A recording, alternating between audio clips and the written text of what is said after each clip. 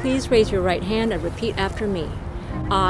I, Andrew Doe, do solemnly swear do solemnly swear that I will support and defend that I will support and defend the Constitution of the United States the Constitution of the United States and the Constitution of the State of California and the Constitution of the State of California against all enemies, foreign and domestic, that I will bear true faith and allegiance that I will bear true faith and allegiance to the Constitution of the United States to the Constitution of the United States and to the Constitution of the State of California, and the Constitution of the State of California, that I take this obligation freely without any mental reservation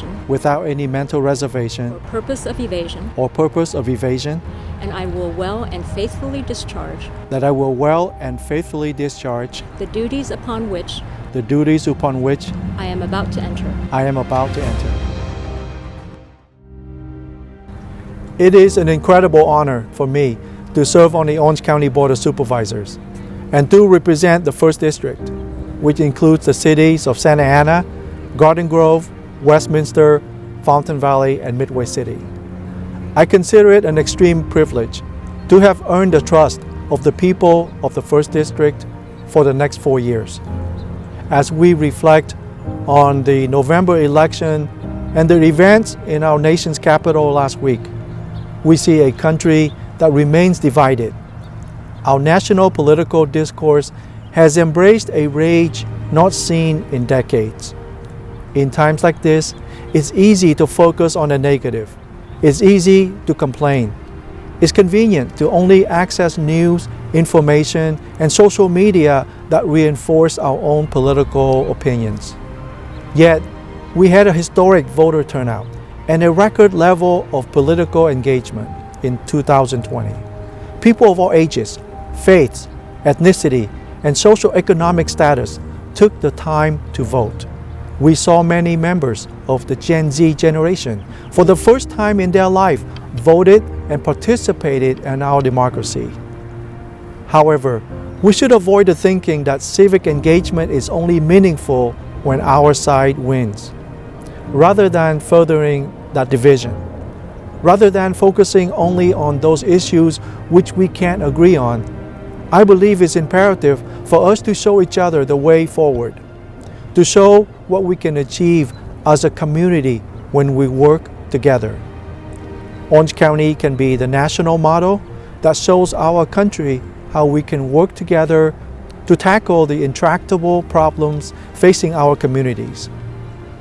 When I look back over my last term, I am impressed by what we have been able to achieve by setting aside our ideological differences and embracing a greater sense of community. For me, what was most clearly demonstrated was our success in opening the Courtyard Homeless Shelter at the Santa Ana Transit Terminal. While some may nitpick on certain aspects of the shelter, in doing so they miss the bigger picture, which is what we've been able to achieve. Over the last 4 years, we have provided at the Courtyard a safe place for hundreds of people to take shelter day and night from the rain and the cold. We have a place where those in need can come to sleep, to eat a hot meal, and to take a warm shower and wash their clothes.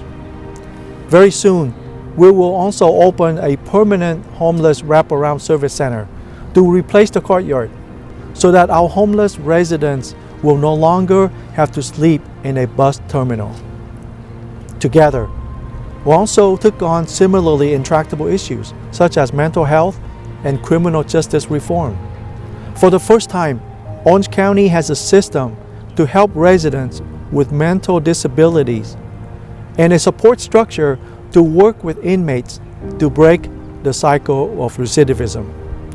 This month, the county will unveil the Be Well OC Orange Campus, the first of its kind, a mental health and wellness campus that will serve as a cornerstone in building a world-class system of mental health care and a new reality for our county. The work that led to all this started in 2015 when Supervisor Bartlett and I started the Mental Health Ad Hoc Committee. Through our work, we will show people the way forward and demonstrate how we, as a community, properly invest and plan for our future. Thank you again for honoring me and giving me the opportunity to serve as chairman of the Orange County Board of Supervisors.